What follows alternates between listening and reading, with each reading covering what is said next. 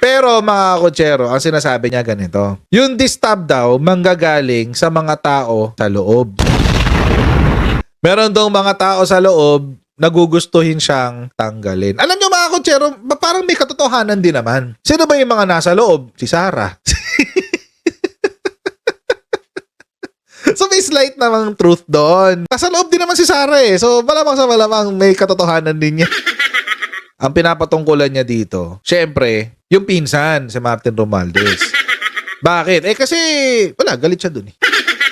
So mas kasi Senator Amy na ngayon dinideny na merong distab. Before, sinasabi niya na, oh, ingat ka sa destabilization efforts. Ingat ka. Ingat ka, bongbong. Tapos ngayon sabihin niya, praning.